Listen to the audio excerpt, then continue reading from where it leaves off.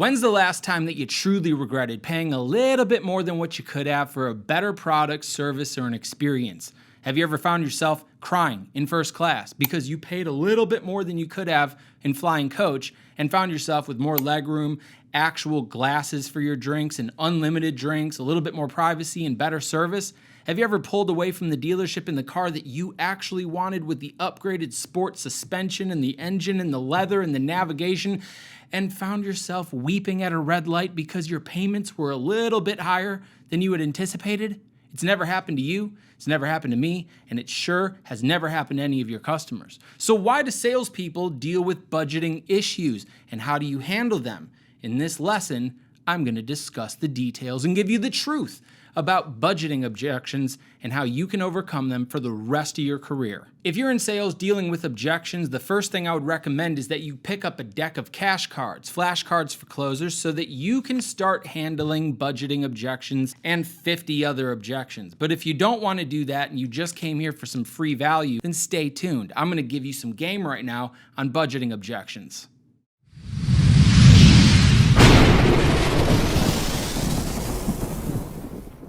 When it comes to budgeting objections, understand that your customer is giving you a little bit of truth. It's likely that they probably do have a budget, and they're probably trying to stay within it because nobody likes to be stupid, overextended, in debt, or make foolish financial decisions, including me, including you, and including your customers. But let's acknowledge for a moment that you, me, and all of us go over budget all of the time.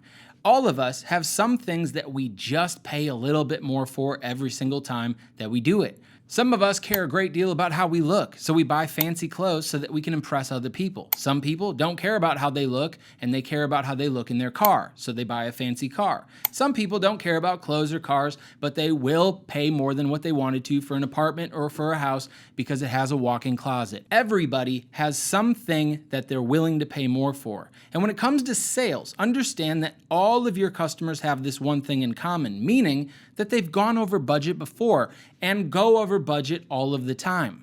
One of the things that I like to teach my members and students of my sales academy is that when your customer is thinking about doing business with you, they're not necessarily thinking about all the good decisions that they've made in the past. Oftentimes, your customers are stuck in their subconscious, accidentally comparing the decision to do business with you to all of the bad decisions that they've made in the past. So they might very well be able to afford your product. They might very well be within budget buying your product, but they're giving you some financial or budgeting concern based on the fact that they've made some mistakes in the past, or ended up buying things that they never used, or things that they didn't get some use out of, or maybe they were burned in the past. Either way, your customer is going to be giving you these budgeting issues because they're comparing the decision to do business with you now to all of the bad decisions that they've made in the past. The best way I've found to get your customer from their subconscious into their neocortex, the place in your brain where you make all your rational decisions, is to ask them questions about the past. When is the last time you truly regretted paying a little bit more for a better product, a better service, or an experience that you actually wanted? If you ask this question once you get a budgeting objection, your customers are probably going to give you a laugh, a chuckle, and they're going to start to draw their own conclusion that they've never regretted going over budget for something that they actually wanted. And that, of course, is going to create a neurological association to the fact that they could very well go over budget or spend too much on your product and service right now because it's more valuable, because it's a better product, a better service, or a better experience in general. At the end of the day, you're going to be hearing budgeting issues for the rest of your sales career. You might as well dig and admit the truth to your customer and get them thinking about all the times that they've gone over budget and enjoyed going over budget. And by the way, if this is some type of monthly payment, you can remind your customer that, look, once a month, you're probably not going to like paying for our product. I get it. I don't like paying for any of the things that I own either. But those other 29 days of the month, you'll be enjoying the product, you'll be enjoying the service,